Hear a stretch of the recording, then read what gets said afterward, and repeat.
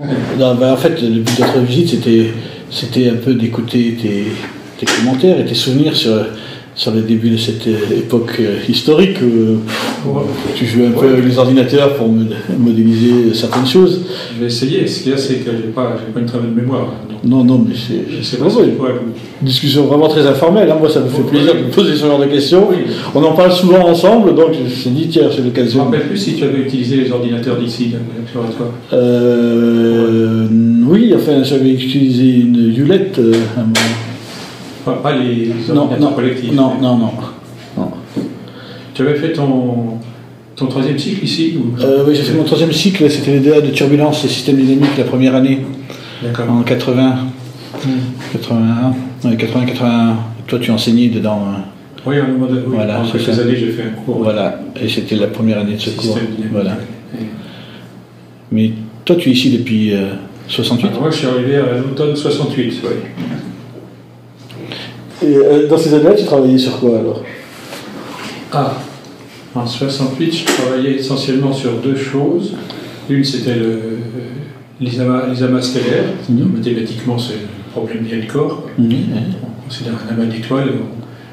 On simplifie énormément en réduisant chaque étoile à un point massif. On a une collection de points qui s'attirent les uns les autres. Et ça se fait bien sur ordinateur. Enfin, à cette époque-là, on était encore très limité dans les valeurs de n qu'on pouvait atteindre maintenant. Enfin, ça permettait déjà de faire des choses. Et c'était quel type de simulation, Monte Carlo ou... Alors, les deux. J'ai fait du corps déterminisme et aussi du Monte Carlo, on tire au sort les déplacements des étoiles, de manière à retrouver des propriétés statistiques correctes. Et comment ça se passait physiquement à l'époque À l'époque, quand je suis arrivé, il y avait uniquement ici un IBM 1130 qui était là-haut sur la crête, un bâtiment qui s'appelle le Grand Méridien, où l'instrument était parti, donc c'était un beau bâtiment qui était vide. Et alors, ce qui était intéressant, c'était qu'à l'époque, c'était le seul ordinateur de l'université de Nice. Ce qui fait qu'on avait pas mal de collègues qui montaient pour faire leurs calculs ici. C'est ça, oui. Et on avait des contacts réguliers, des échanges, c'était tout à fait intéressant. Alors là, un exemple particulier dont je me souviens, il y avait une équipe de littéraires qui venait de la fac de lettres et qui faisait des études à l'ordinateur sur les fréquences de mots dans les œuvres littéraires. Vous connaissez ça ? Ça existe toujours. Ça existe toujours, ils travaillent exactement sur ce dont vous parliez. Je les ai perdus de vue. Alors, l'intérêt, c'est que ça permet apparemment de dater, dans certains cas, de dater des œuvres dont on ignore quand elles ont été écrites. Parce que la fréquence d'utilisation des mots change au cours de la vie d'un auteur. Ah, d'accord. L'auteur, il découvre un nouveau mot, il le rajoute, il se met à l'utiliser. C'est vrai. Donc, c'était tout à fait différent de ce qu'on faisait nous. Alors, en fait, c'était à cette époque-là, l'observatoire, il y avait un nouveau directeur qui s'appelait Jean-Claude Péquer. Je ne sais pas si tu l'as connu. Je connais de nom, mais il est peut-être parti avant que tu c'était Zan quand qui a relancé complètement l'observatoire de Nice, qui périclitait complètement parce que le directeur précédent était complètement nul, il s'appelait Fayet. En plus, faut peut-être. Non, mais n'en fais pas. Je m'arrête là. En tout cas, à un moment donné, il n'y avait plus que 4 chercheurs ici, sur tout le domaine. Tous les autres étaient partis. Et Jean-Claude Péquer, qui était un théoricien d'astrophysique, qui est venu de Paris, il a été nommé nouveau directeur, il a essayé de le relancer en faisant venir des jeunes de Paris. D'accord. Il a bien réussi, d'ailleurs, il a très bien réussi, puisque maintenant on est quelque chose comme ça. Rien que sur le site ici, on est 120 à peu près. Voilà. Et il se débrouillait bien pour avoir des crédits aussi, et je pense que c'est lui qui a réussi à obtenir qu'on ait un ordinateur, parce que les chercheurs qui venaient du Médard de Paris, c'était essentiellement des astrophysiciens qui faisaient de la simulation. D'accord. Il fallait les attirer. Les modèles d'étoiles, les modèles de galaxies, des choses comme ça. Ils avaient absolument besoin d'un ordinateur. Ça, c'est pas quelque chose qu'on peut faire à la main ou avec une petite machine. L'IBM 130, c'était une machine déjà pas mal, milieu de gamme, disons, avec laquelle on pouvait déjà faire des choses intéressantes. D'accord. Et alors après, tu es passé à quoi Alors après, je regarde ce que j'ai dit. C'est bien, voir si je regarde au fur et à mesure si je vois. Vous voyez, ça joue les petits terrains, je vous l'ai raconté. Alors, un grand changement pour nous, ça a été en 71 l'arrivée d'une IBM 7040, c'est sûr. Qui venait de Meudon. Alors, Meudon, c'était le plus gros centre d'astronomie français. Bien sûr, ouais. C'est eux qui avaient cette grosse machine, et ils ont voulu passer à l'échelon supérieur, et ils nous ont donné l'IBM 7040 qui marchait encore très bien. Donc en 71. Alors ça c'était vraiment une forte augmentation en puissance pour nous, parce que c'était vraiment une grosse machine. Vous connaissez ce qu'on appelle la nef, c'est le bâtiment qui est juste à côté en forme de cylindre.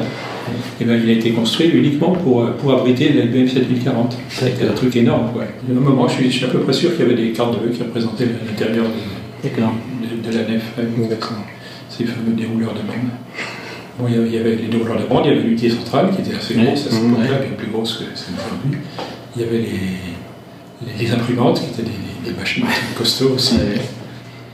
À cette époque-là, ce qui était standard, c'était d'entrer les données sur des cartes perforées. Voilà, ça oui, ça je m'en rappelle d'avoir fait. Ça j'en ai fait sur les cartes perforées. Pour moi, c'était vraiment l'horreur, ce truc-là. Il fallait être ordonné en tout cas. Parce qu'il fallait les perforer. Voilà, et puis il fallait les garder dans l'ordre et tout. Je me rappelle des paquets qui tombaient par terre. Alors il y a des gens soigneux qui numérotaient leurs cartes. Il y a des colonnes réservées pour ça, mais absolument. Toujours la patience. Absolument, oui. Alors le mode standard, pendant des années et des années, le mode standard d'opération, c'était entré par carte perforée et sorti par des listings, voilà. papier grand format, des machines qui faisaient un bruit épouvantable, qui imprimaient 20 ou 30 lignes par seconde. C'était un volume mécanique, c'était assez extraordinaire. Et les cartes, on les fabriquait avec des perforatrices. Alors, il y avait une petite pièce au bout du couloir, dans laquelle il y avait 6 perforatrices, qui étaient souvent toutes utilisées. Alors c'était un piquant infernal aussi. C'est vrai, oui. Et alors, le problème avec les cartes perforées, c'est que si on fait une erreur, il faut refaire toute la carte. On ne peut pas. C'est pas gommer ou effacer.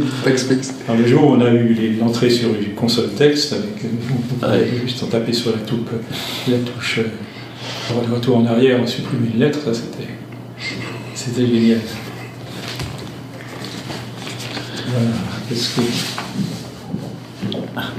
Donc ça a permis de faire des calculs déjà beaucoup plus importants et dans des conditions bien meilleures. Comme je disais, l'entrée c'était soit pour les petits volumes sur les cartes perforées, pour les programmes en particulier, pour les plus gros volumes sur le bande magnétique. Alors, on avait aussi une pièce dans la cave, une grande pièce remplie de bandes magnétiques. Et la sortie, ça se faisait soit sur l'imprimante, soit sur bande magnétique aussi, s'il y avait un gros volume. Et moi les premiers travaux que je connais de toi, c'est ce fameux modèle de Hénon Ice, mais entre cette époque sur les amas et Hénon Ice, il y a eu...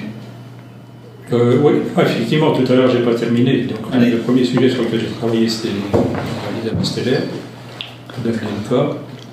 Ensuite, un autre sujet sur lequel j'ai travaillé, c'est les systèmes dynamiques. Voilà. Donc, c'est l'article Hénon Williams. Et puis, beaucoup plus tard, je me suis brièvement intéressé au système dissipatif. Alors là, j'ai fait inventé un autre truc qui c'est que les gens appellent l'attracteur de Hénon maintenant. Oui, absolument. Ouais. Mais le modèle de Hénon Ice, c'était à l'époque où il y avait cette théorème de Kolmogorov-Allen-Noether qui existait, dont le domaine d'existence des cercles était exceptionnellement petit. Et toi, dans tes modèles, tu voyais des cercles qui persistaient bien plus loin, c'est ça? Le théorème de Kahn, oui, c'était que dans le cas général, un système dynamique, c'est un mélange intime d'ordre et de chaos à toutes les échelles. On peut descendre. Donc il y a des courbes invariantes, et puis il y a aussi des zones chaotiques. C'est vraiment une situation très, très complexe. Comme disait Moser, c'est aussi compliqué que ça pouvait l'être. Exactement. A priori. La nature, pourquoi faire simple quand on peut faire compliqué?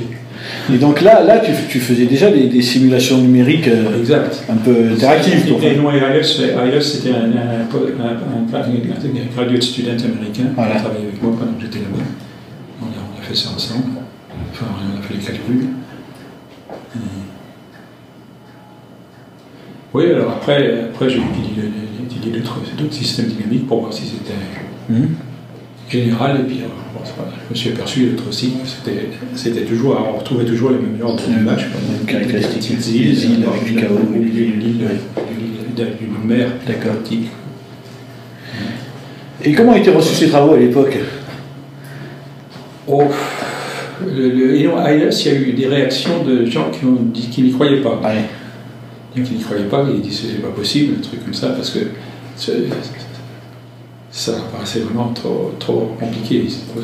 Auparavant, avant qu'on découvre ce phénomène des systèmes mixtes, on pensait que les systèmes dynamiques étaient soit à un extrême intégrable, donc tu as que des chromas variantes, soit ergodiques. À ce moment-là, tu n'as que une zone chaotique, tout l'espace disponible.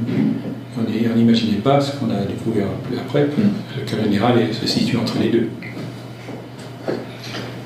Il y a ça, puis il y avait aussi alors ça c'est une réaction qu'on a rencontrée à l'époque, particulièrement en France. En France, on sortait de l'époque des mathématiques modernes, une réaction des gens qui refusaient ce genre de démarche en disant c'est pas de la science. Oui, absolument. Alors, surtout les mathématiciens, les mathématiciens de cette époque-là, ils n'aimaient pas du tout la notion d'expérience numérique. Absolument. Ils refusaient le terme. Les mathématiques, c'est pas une science expérimentale. On cogite, on démontre des choses, mais on ne fait pas d'expérience. Alors qu'il y ait des expériences numériques, que moi je défendais vigoureusement, c'était quand on a un problème qu'on n'arrive pas à résoudre en mathématiques, faire des expériences et observer. C'est sûr que on ne démontre rien. Bien sûr. Mais souvent, ça donne des idées de choses à démontrer. On observe un phénomène, on se dit, tiens, ça, il faudrait quand même arriver à le démontrer. Et des fois, on y arrive. Par exemple, le théorème Kams, c'est le plus bel exemple. Après, il y en a eu d'autres. Il y a en particulier les Colorus, des mathématiciens qui ont réussi. On est loin de tout pouvoir expliquer et démontrer, tout ce qu'on observe. Disons que l'observation est encore très en avance sur la théorie, dans le domaine des systèmes dynamiques. Enfin, ça progresse quand même. Ça progresse. C'est une idée qui a un peu évolué en mathématiques. Je dis pas. C'est vrai que je pense que les mathématiques françaises ont toujours eu un frein à ça à cause de l'école Bourbaki, etc., qui était très rigoriste. Oui, c'est vrai que l'influence américaine a permis d'ouvrir un peu, quoi. Peut-être, oui, de se dégager de ça. Les Bourbakistes, oui. C'était vraiment des fanatiques. Il en reste des traces. Hein. Oui, c'était des fanatiques, un peu comme des fanatiques religieux. Oui. Intégristes, oui. C'est marrant. C'était désastreux pour les enfants, parce qu'à un moment donné, ils ont complètement imposé une refonte des programmes. Disons que c'est vrai que c'était très bien, leur nouveau programme, pour des enfants qui étaient destinés à devenir des mathématiciens professionnels. Mais pour tous les autres, c'était pas du tout adapté. Moi j'ai appris, je ne sais plus si c'est les nombres réels ou les nombres relatifs, comme des classes d'équivalence de paires de nombres, comme ça quand j'étais en 5e. C'était des classes d'équivalence de paires de nombres, donc il fallait comprendre 10 concepts au lieu d'en comprendre un seul. Et puis c'était tout déductif. Jamais prospectif. On apprend bien sûr des choses très concrètes, très limitées, puis en généralisant progressivement. Ma fille, sur une plage, elle a 3 ans, elle faisait des ronds dans le sable. Elle me dit, qu'est-ce que tu fais là? J'ai fait des ensembles. Et donc après, il y a l'époque, moi, que je connais un peu mieux, c'est l'époque du fameux modèle des nombres. Donc moi, ce que je connais de l'histoire, j'essaie souvent de la raconter parce que je m'aperçois que ça s'est un peu perdu. Les mathématiciens la racontent un peu à leur façon, alors j'essaie de rétablir un peu l'ordre des choses. Et ce que je sais, c'est que Pommo et Ibanez étaient passés de voir. Ils sont venus faire un séminaire, Pommo tout seul, je crois. Pommo, d'accord. Ibanez, je ne crois pas, non. Pommo est venu nous voir, il a fait un séminaire sur le système de Lorentz. Oui. Où il a expliqué assez bien comment, en montrant comment il y a des espèces de feuilles qui se replient, et comment tu arrives à générer du chaos comme ça. C'est-à-dire qu'en regardant une section de Poincaré, vous voyez la formation d'un fer à cheval. Oui, c'est ça. Alors, moi, ça m'a séduit, puis je me suis dit, pourquoi pas essayer de faire la même chose que ce que j'avais fait pour les systèmes conservatifs, c'est-à-dire essayer, au lieu de prendre un système d'équations différentielles, c'est quand même un peu pénible à intégrer numériquement, et qu'après on prend une surface de section, pourquoi pas directement définir et étudier un mapping. Oui. Qui va plus vite, à peu près 1000 fois plus vite, parce que pour passer d'un plan au suivant, tu as juste deux équations ordinaires terminées, surtout si tu prends des équations simples. Donc j'ai essayé de trouver un système, un mapping défini directement comme tel, qui imite un petit peu le modèle de Lorentz. D'accord. Alors, je ne sais pas si tu as lu l'article. Oui. C'est pas difficile à faire. Oui. Tu imagines que ton attracteur, à un moment donné, c'est plus ou moins un segment. Oui. Tu le plies comme ça, tu le comprimes pour qu'il soit de nouveau plat, et puis tu le tournes. Ah oui, parce que je le comprime horizontalement. Oui, c'est ça. Après, troisième partie, je le tourne de 80 degrés, de façon à ramener grossièrement à la forme de départ. Ça, je vais apprendre à tâtonner un peu sur les paramètres, ça va tout de suite marcher. Et ça, tu l'as regardé avec une machine de poche? Au début, les premiers calculs, je les ai fait avec une petite HP 65. Je connaissais la machine. Après, c'était la première petite machine de poche programmable. Elle était absolument géniale, cette machine. Moi, je l'adorais. Avec la notation polonaise inverse, c'est ça? Oui, c'était génial. Très économique. Je crois qu'il y avait 100 cases de mémoire. Et de chaque mémoire, à chaque case, on pouvait mettre soit un chiffre, soit une opération. Et on arrivait à... Alors, tu n'avais pas de visualisation graphique, donc tu as fait quoi? Sur le papier millimétré? Voilà, à la main sur le papier millimétré. Ça m'a permis de dégrossir le problème, et puis après, je suis passé à une machine, je ne sais plus laquelle c'était. 76, ça devait être... ça devait être IBM 7040. D'accord. Ou peut-être, je sais pas. Vous avez indiqué dans votre papier que vous les aviez visualisés sur la 7040. Oui. C'est ça. Oui, c'était quand même plus pratique, surtout pour faire des figures. Parce que je veux dire qu'on avait quand même aussi des sorties graphiques. C'était vraiment pas mal, peut-être faire des dessins d'assez grands formes. Mais pas sur l'écran, sur imprimante alors? Oui. Je ne me rappelle plus comment ça s'appelle, mais on avait, en particulier, Albert Béjaoui en particulier, il avait besoin de faire des dessins à grande échelle pour ses travaux, et il avait réussi à acquérir une assez belle machine. Il imprimait en fait sur un rouleau de papier, donc on pouvait faire des dessins de 30 cm sur un fini. Oui. Ce qui est mieux que sur une feuille de papier A4.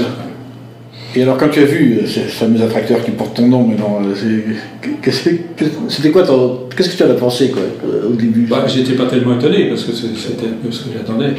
Ce qui m'a plus étonné, effectivement, c'est le succès que ça a eu après, parce que n'importe quel écolier peut faire les mêmes choses. Ils ne sont pas privés de programmer ces attracteurs sur des tests. Ah oui, mais non.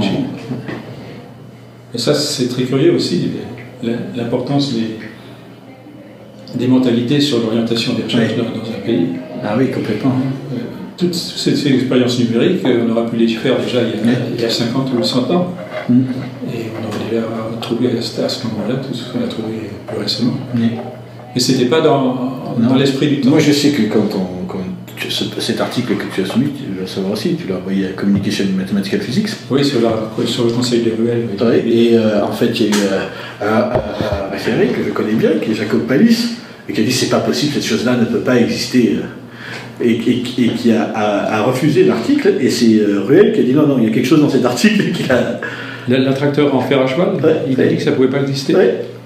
Parce que beaucoup de mathématiciens à cette époque pensaient qu'en fait c'était un artefact numérique. Ah oui, ça beaucoup, oui. Et donc, l'erreur de programmation, l'erreur d'arrondi, des choses comme ça. Et en fait, ça a mis longtemps, tu vois, avant de prouver mathématiquement qu'il y avait un véritable objet de ce style, de ce type.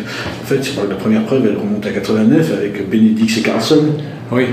Qui ont réussi pour une autre valeur de... Voilà, c'est ça, c'était très... Et puis après, ça s'est étendu par les travaux de Viana, et puis maintenant il ressort des démonstrations presque chaque année de l'existence. Oui, mais ce qui est curieux, c'est qu'autant que je sache, les valeurs des paramètres que j'ai utilisés, pour cette valeur-là, c'est toujours pas démontré. Non, je pense que... Je doute qu'on puisse avoir une méthode, enfin, pour le temps que je connais ce sujet, qu'on puisse avoir une méthode qui puisse dire, pour cette valeur des paramètres, il se passe ça. Ce qu'on sait, c'est qu'il y a de la mesure pour l'ensemble des paramètres pour lesquels il se passe ce phénomène. Voilà. Mais pour des valeurs particulières, c'est très difficile. Donc le titre de mon article, en fait, était abusif, parce que j'ai mis un mapping à 2 dimensions avec un attracteur étrange, et en fait, c'est pas prouvé. Ça peut être... Non, bon, en tout cas, ça lui a fait travailler. Il a fait travailler les gens. Ça peut être une orbite de très longue période. Parce que maintenant, ce sujet, vraiment, il a complètement intégré, grâce à des gens comme Yokos, etc., le corps des mathématiques. Oui, maintenant, il n'y a plus de sceptiques. Non, il n'y a plus de sceptiques. Mais ça a quand même pris longtemps.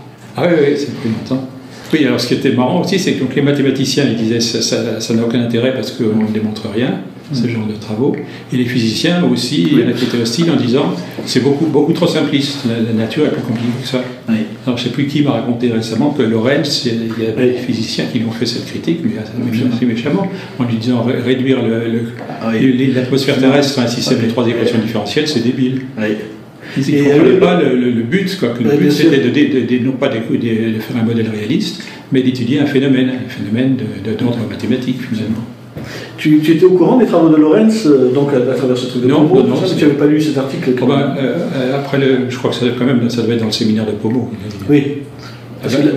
L'article de Lorentz est très marrant aussi, il est très bien écrit, très. Oui. Et je crois que c'est dans le même article qu'il introduit l'effet papillon. Oui, c'est ça, oui, voilà, exactement. Ça a beaucoup de succès. Oui.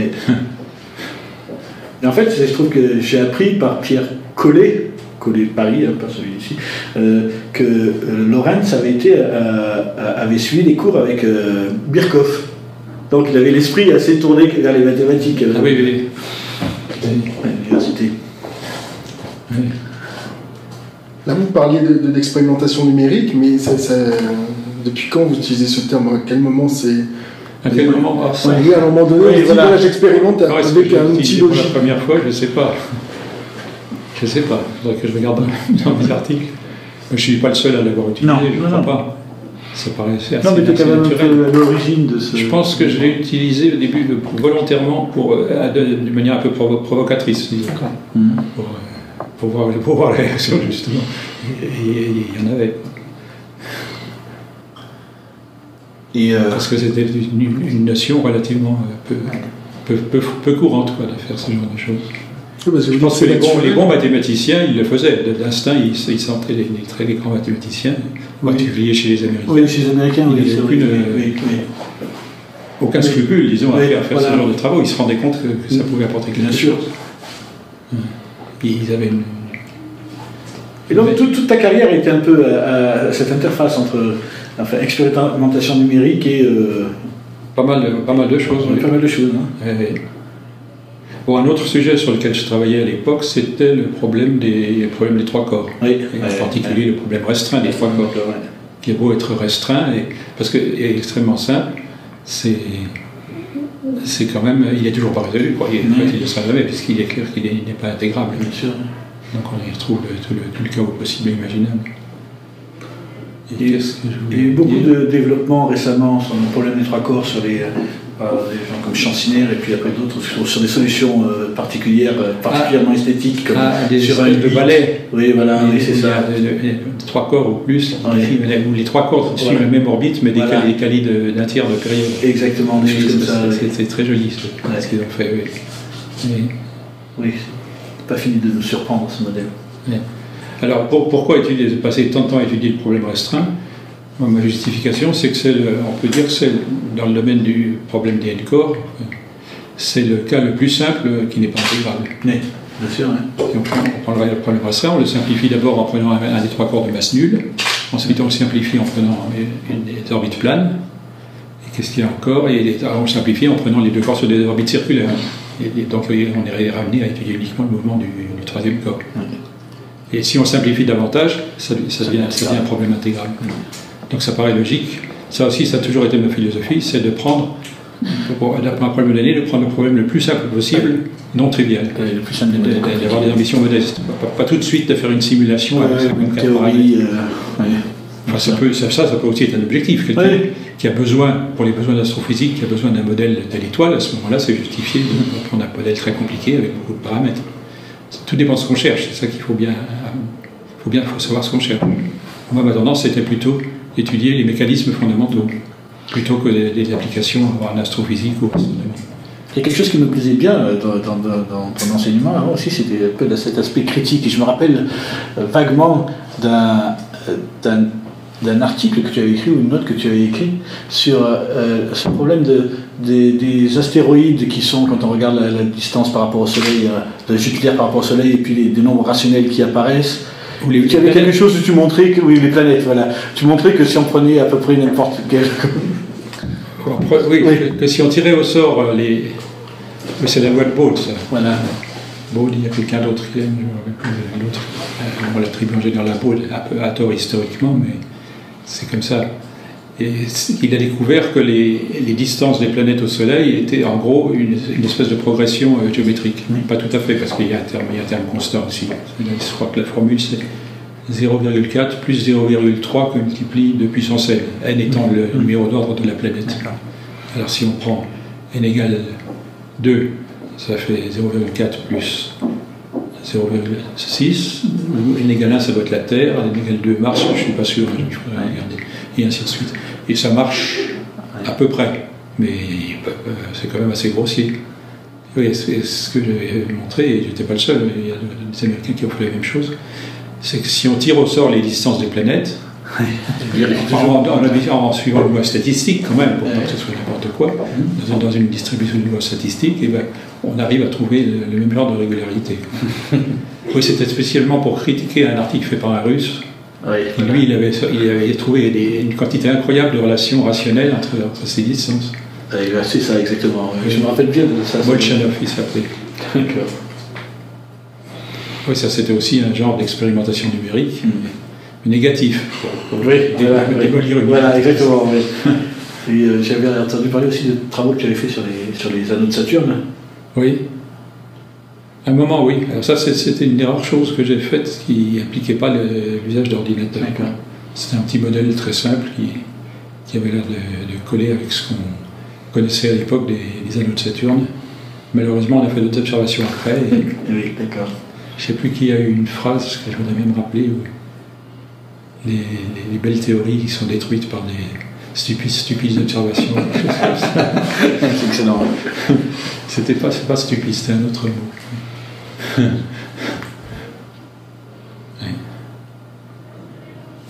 Alors, qu'est-ce que je dois te raconter? Ah, le Solar, l'épisode Solar, je ne sais pas si ça vous intéresse. Oui, mais je ne connais pas celui-là. De triste mémoire.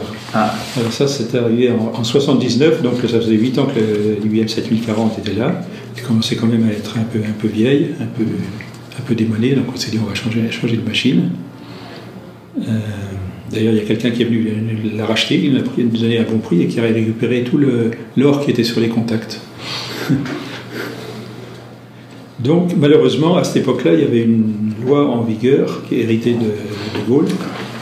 Il y avait ce qu'on appelait le plan calcul, et on a été obligé d'acheter une machine française. Pas question d'acheter notre. On aurait bien voulu acheter une machine américaine, il y en avait d'excellentes. Et ce sur quoi finalement ce que nous a collé, c'est une machine qui s'appelait le Solar. Fabriquée par une boîte française, je ne sais pas si elle existe toujours, j'espère que non. Et c'était vraiment infâme, absolument infâme, c'est une catastrophe. Alors il paraît que c'était une machine qui était pas mal, les gens en étaient assez contents pour piloter des installations industrielles.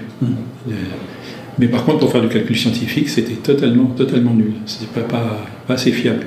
En fait, on passait son temps à se battre contre la machine au lieu de faire de la science, 90% de notre temps. Alors dans mon cas, c'était au point que j'ai fini par baisser les bras, et puis pendant quelques années, je me suis retourné plutôt pour des trucs comme les anneaux de Saturne, n'exigeant pas l'usage d'un ordinateur. D'accord. Alors, à titre d'exemple, j'avais un programme qui calculait des trajectoires, donc des orbites de problèmes restreints, et puis j'avais des erreurs incompréhensibles. Il y avait un bug quelque part dans le programme, je cherchais, j'ai rien trouvé. Tu rappelles quelque chose? Et ça m'a fait quelque chose. Et finalement, un peu par hasard, je ne sais pas comment je me suis aperçu que les fonctions trigonométriques dites en double précision, en Fortran, où elle choix entre simple et double précision, en fait, elles étaient en simple précision, ils ne s'étaient pas fatigués. Et dans les manuels, elles étaient décrites comme double précision. Leur usage était tout à fait légal. Alors c'est sûr que ça entraînait des erreurs beaucoup trop grosses pour des calculs, parce que quand on calcule des orbites comme ça, on peut intégrer pendant un temps très long. Alors des erreurs même faibles s'accumulent. Une simple précision, c'est à peine 10 puissance -7, donc ça suffit de loin pas. Il y a même des cas où la double précision ne suffit pas. Bien sûr. Alors, on a contacté les fabricants du Solar, on leur a dit, voilà, on a constaté que ce soit en simple précision, ils ont dit, leur réponse a été, oui, on sait, on est au courant. Point final. Pas question de faire quoi que ce soit, de faire un correctif. Ou un autre exemple fameux, de temps en temps, la machine se plantait, tout ce qu'on avait à la sortie, c'était un message erreur 127, par exemple. Ah oui, voilà, j'ai entendu parler de ce On se plongeait dans les manuels, on finissait par découvrir une table des codes d'erreur, et la table, elle s'arrêtait au numéro 120. Alors pareil, si on essayait d'en savoir plus en contactant cela, ça ne donnait strictement rien. Oui. Alors ça a donc été 4 années de purgatoire, de 79 à 83. Tout le monde râlait, mais on ne pouvait rien faire. Et en 83, alors là, il s'est produit un miracle.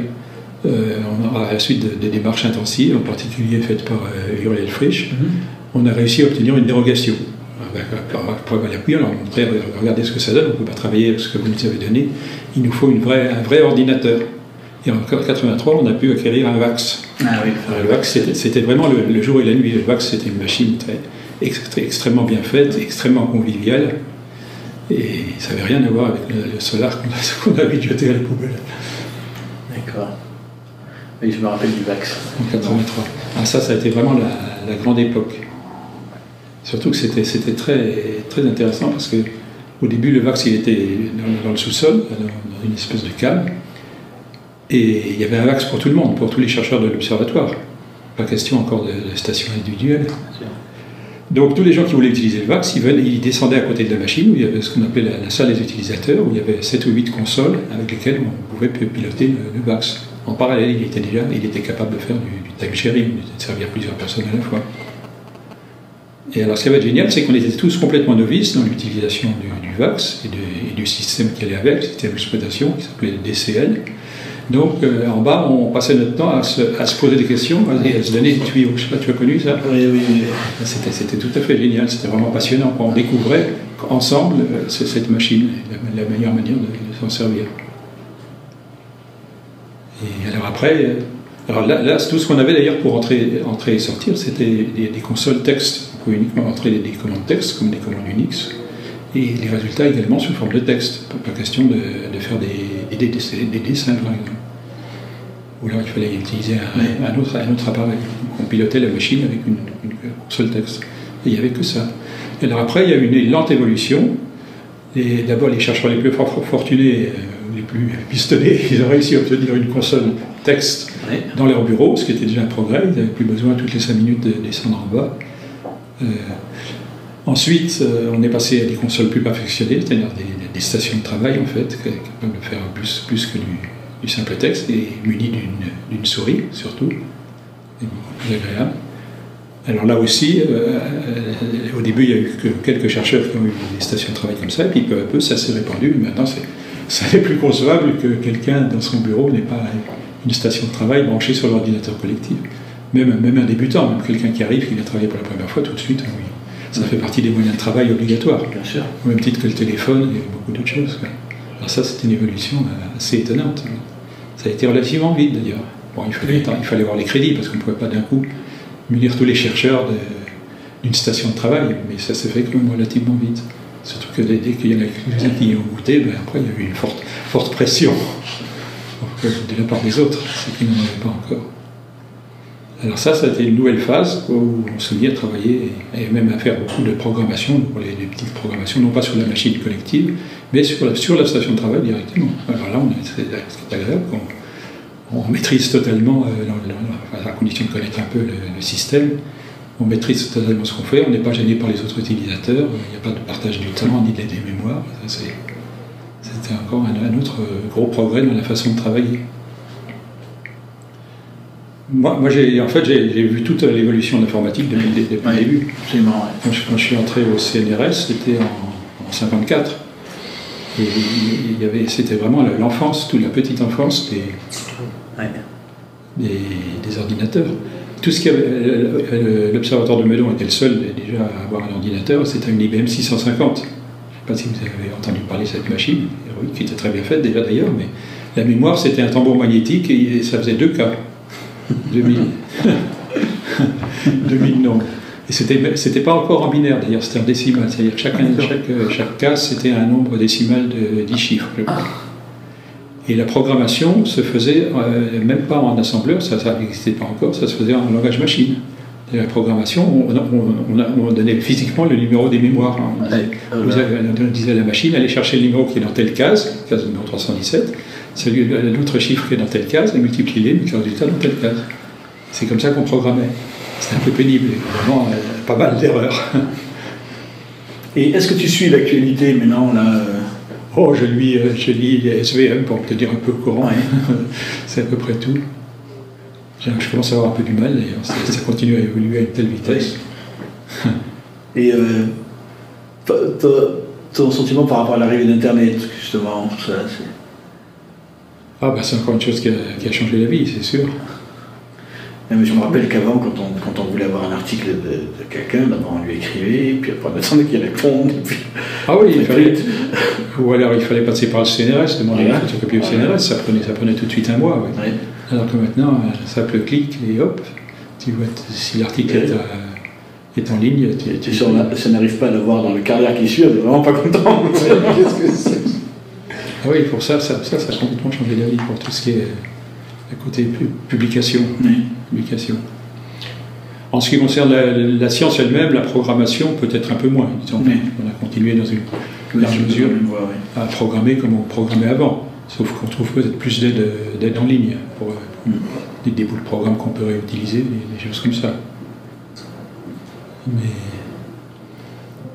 Ah oui, ça, le changement, moi je l'ai vu aussi quand j'ai commencé à travailler, donc c'était à Meudon, j'étais à l'observatoire de Meudon avant de venir ici.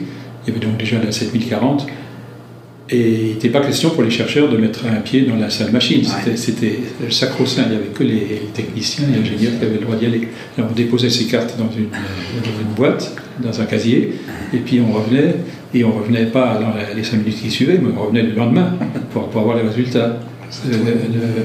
La période de rotation, c'était à peu près de l'ordre de 24 heures. En plus les pannes, les maintenances et tout, il ne fallait pas compter plus que ça. Alors si on oubliait dans un programme portant, c'est ou c'est ou n'importe, ça n'existait pas, mais dans un programme, si on oubliait une virgule, on perd de 24 heures.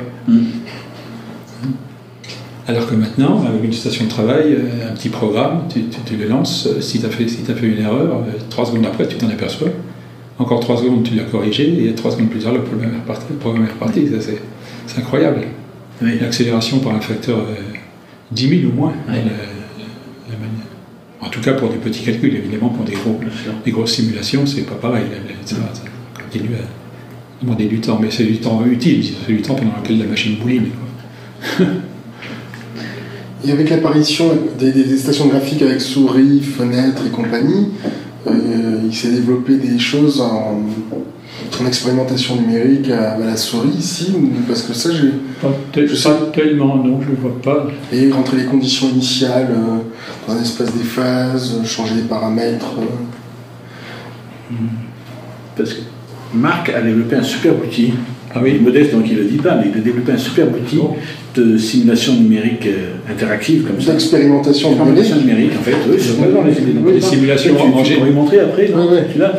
On te montrera après. Par exemple, où on peut rentrer une équation différentielle ordinaire, ou un mapping, ou des choses. Moi, je regarde des problèmes de quasi-cristaux en ce moment, une règle pour des quasi-cristaux, et puis on peut jouer avec ces trucs-là, dire je vais changer ça, tout ça, on pousse du bouton. Ça c'est pas mal. Non, je crois que moi, j'ai jamais fait ce genre de choses. J'aurais dû. Il y a des cas où ça m'aurait sûrement simplifié la vie, mais en général, je faisais ça de la manière bête et méchante, c'est-à-dire en introduisant une liste de paramètres ajustables. En même temps, les systèmes qu'il y avait à l'époque, X-Window et compagnie, n'étaient pas très pratiques à programmer non plus. Hein. Ça demandait un tel investissement pour programmer ça que... Oui, moi j'ai regardé un peu la programmation des fenêtres et tout ça. C'était assez lourd. Et du point de vue scientifique, maintenant, à l'heure actuelle, est-ce qu'il y a des choses des problèmes que tu penses encore, ou des trucs que tu dis tiens... Non, là je dois dire que j'ai commencé à décrocher. Je suis encore ici, mais c'est rencontrer les juste collègues, du point de vue du goût, quoi. Les choses quel type de choses t'intéresseraient si tu avais conseillé un jeune Qu'est-ce que tu dis, si tu avais conseillé à un jeune chercheur, un truc comme ça, dans quelle direction À l'intérieur de l'astronomie, tu veux dire, ou plus généralement en général dans la science. Je serais bien embêté, parce que je ne sais pas du tout quelle est la situation actuelle en ce qui concerne les postes, les possibilités de recrutement et d'avancement. C'est toujours... La crise, je suppose que c'est un problème constant, constant qui bouge lentement. Oui, alors c'est toujours un peu... aventureux de conseiller à un jeune de se lancer dans la recherche. Autrefois, c'était pas comme ça. Moi, quand j'ai demandé à entrer au CNRS, à la sortie de l'agrégation, on m'a accueilli à bras ouverts. Sur n'importe qui d'autre, pareil. Ils se battaient les flancs plutôt au CNRS à cette époque-là pour trouver du monde, disons, parce que les salaires n'étaient pas très élevés, il faut dire.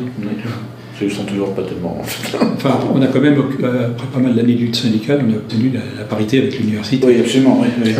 C'était pas. Quand je suis entré, il fallait à peu près 7 moyennes pour obtenir cette thèse, et pendant ces 7 ans, on n'a aucun avancement. On restait assistant. Et puis il fallait passer d'abord 2 ans comme stagiaire de recherche. On était payé que les 3/4 du salaire d'un assistant. Donc là aussi, les choses ont bien changé. Et non, je pensais, tu vois, par exemple, tu vois, bon, moi je vois ça du point de vue des mathématiques, mais c'est vrai que les mathématiques maintenant interagissent avec sans doute plus d'autres disciplines scientifiques qu'avant. Enfin, la demande est grande, en tout cas des autres disciplines scientifiques. Alors, par exemple, je prends un exemple, la biologie. Dans la biologie, mais maintenant il y a une interface entre mathématiques et biologie qui est plus sérieuse que ce qu'elle était il y a 20 ans ou 30 ans, dans le sens que les gens vont vraiment loin dans des modèles qui modèlent souvent utilisent des systèmes dynamiques d'ailleurs. Oui. Il y a tout un jeu d'interface des mathématiques où justement l'expérimentation numérique est... Ah oui. Oui, ça je ne connais pas du tout. Ça, la biologie, c'est sûrement une science d'avenir. On peut... Tu nous montres un peu ton logiciel là ? Modèle d'éléments. Ouais, voilà, par exemple, oui. Donc, faut que je fasse run. Oui. Et là, vous n'avez pas de souris. Vous avez un. En fait, voilà. En fait, je peux bouger les paramètres. Là, vous changez les conditions initiales ou les paramètres ? Les paramètres uniquement. Et je reprends la dernière valeur et ça relance. Ah, d'accord. Et on peut. Là, c'est voisin de mes valeurs. Ouais.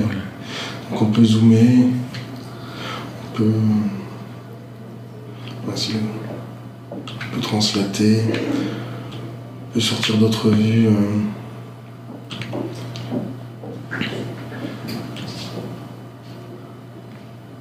Mais ah oui, très bien. Comme ça, zoomer presque à l'infini, à la limite de la résolution de la machine. Et sinon... Et tes paramètres sont là, hein ? Les paramètres sont là. Tu n'as pas mis les lunettes là.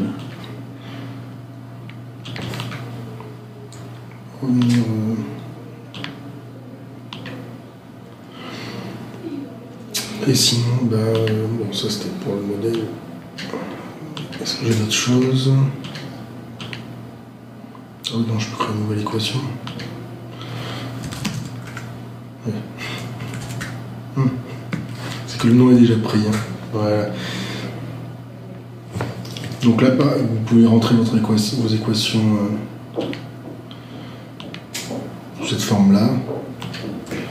Vous pouvez lancer donc, une condition initiale à la souris, lancer un flot de conditions initiales, rajouter un paramètre.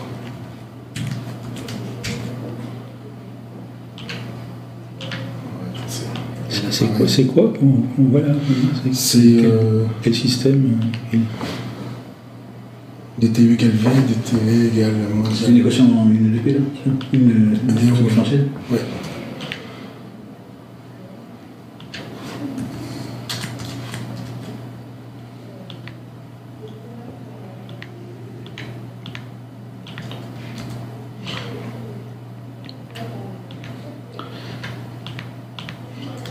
Ah oui, c'est sûr qu'une fois qu'on a un outil comme ça, on peut travailler beaucoup plus vite. Il y a un peu des trucs qu'on fait sur Wang aussi. Alors, est-ce que je les ai passés ici ? Voilà. Alors ça, c'est un système, il faut le voir comme un gaz sur réseau, et les spins, c'est ces petits carrés là. Ah oui. Et les petits carrés, en fait, remets-le comme avant, c'est plus facile à expliquer. Comme dans le modèle d'usine, on met une énergie ou pas selon que les bords des carrés ont la même couleur. Et on met une mesure de Gibbs, on fait tendre la température vers 0, et on regarde vers quoi sur quoi on se gèle, quoi, en fait. D'accord. Et donc voilà, on a des petits modèles comme ça, on peut jouer. Il y a beaucoup d'itérations entre deux images. Et hop, tu vois, ça s'aligne. Cet exemple-là, il est intéressant parce qu'en fait, le modèle de base vers quoi on gène n'est pas périodique. Ah oui. Il y a un quasi-cristal, en fait. Un truc à la peine rose. Voilà, exactement. Ah, oui. Donc, en ce moment, je joue avec ça. À propos de ce genre de calcul, une autre phase intéressante qu'on a connue à l'Observatoire, c'était l'utilisation de la connection machine. Ah oui, derrière. Oui. J'y ai participé. Ça, c'était vraiment très, très intéressant. Cette machine était tout à fait géniale. Je l'ai inventé, là, comment il s'appelait déjà. Les jeunes, je ne me rappelle plus. Mais l'idée d'avoir ces 65 000 processeurs fonctionnant tous en même temps sur le même code. Alors malheureusement, on s'est aperçu à l'usage que ça n'était bien adapté que pour certains types de problèmes. C'est des problèmes comme ça, certainement. Ou des dégâts sur réseau. On a utilisé beaucoup les connection machines quand on a fait dans l'équipe de Ariel Frisch, étudier des gaz sur réseau, qu'est-ce qui sont complètement quantifiés. Et alors là, ça permet c'est bien adapté, c'est très facile à programmer. Oui, bien sûr, les modèles qui sont... Malheureusement, la plupart des gens, ils travaillent plutôt sur des systèmes d'équation différentielle. Voilà, ça, des nombres réels, ils n'ont pas des nombres entiers. Exactement. Là, la connection machine 1 était beaucoup moins bien d'accord. Ce qui fait qu'ils ont suivi, malheureusement, ils ont été obligés de suivre les exigences commerciales et de faire une connection machine 2, où il y avait beaucoup moins de processeurs, mais je crois parallèles, je crois qu'il y en avait 100 ou 200. Mais ils étaient capables de traiter des nombres réels. Donc ça venait beaucoup plus laid comme conception, esthétique. Et bon, ça ressemblait plus à ce qui existait avant, disons. C'est simplement avec un certain nombre de PC en parallèle. Donc voilà, c'était un peu pour te montrer ces idées de simulation interactive. Continue Alice. Voilà. Très bien. Ah oui, c'est joli. Là, on essaye de refabriquer justement le pavage de Penrose en refroidissant. Voilà. Ah oui. Tu vois, c'est les triangles, les losanges. C'est une partie, c'est un truc, c'est assez expérimental encore. D'accord. Je vais voir. Mon problème, c'est d'essayer de comprendre la chose suivante. C'est bon, quand on regarde un quasi-cristal comme Penrose, pourquoi on en voit que ça existe, je comprends bien, mais pour qu'on en voit, il faut qu'il y ait une notion de stabilité qui est attachée à ça. Oui. Or, si on regarde quelque chose de quasi-périodique en une dimension, c'est pas stable, parce que dès qu'on perturbe un peu, on va avoir des solutions périodiques. Alors, quel est l'effet qui fait que finalement, au-delà de la dimension 1, ces structures montrent une relative stabilité.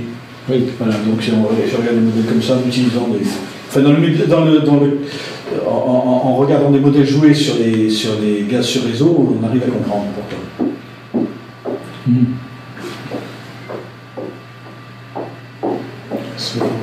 Donc là, c'est des travaux où vous mettez en parallèle, vous étudiez un problème scientifique, voilà. Et vous mettez au point l'outil de... Voilà, c'est ça, oui, c'est une interaction vraiment, quoi. Oui, c'est ça, c'est aussi... Ça se développe en même temps. Voilà, exactement. Et comme tu disais tout à l'heure, c'est vrai que c'est justement en regardant ces trucs-là, on se pose des questions. Ça aide à se poser des questions. Oui.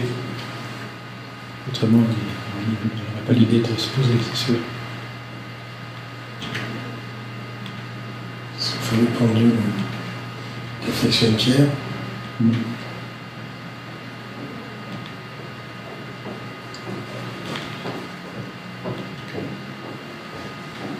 D'affichage. En fait, tout est connecté là, et je peux sortir autant de visualisation que je veux. Quand je bouge quelque part, ça bouge partout. Ah, oui. J'ai une vue potentielle, je prends l'objet là, je peux changer l'amortissement. Tout est à jour instantanément. Voilà. Hop, je passe pas la variable potentielle. Bon, enfin voilà. Ça active quoi. Voilà. Très bien.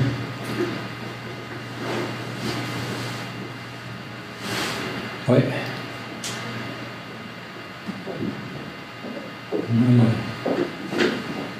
Le premier contact que j'ai dû avoir avec l'informatique, c'est que j'ai lu un article dans une revue de physique, c'était bien la Physical Review.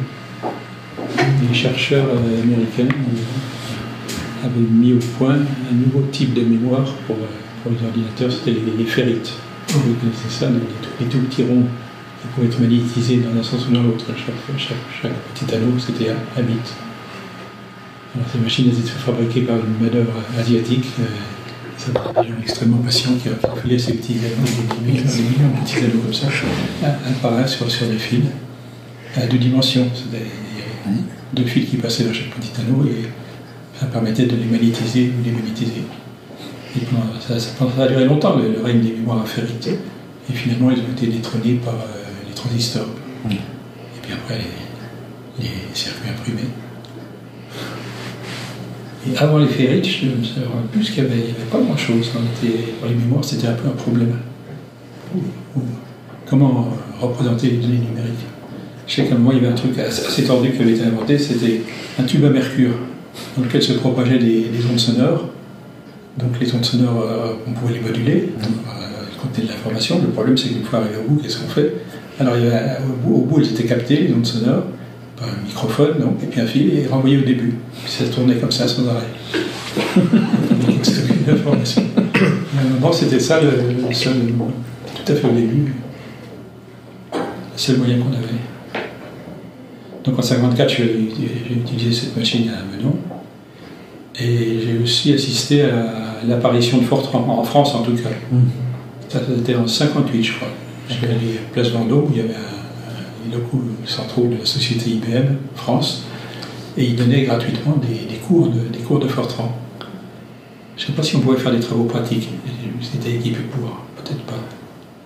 C'était Fortran 1, on l'a connu comme ça. Ah oui, moi j'ai connu Fortran 4.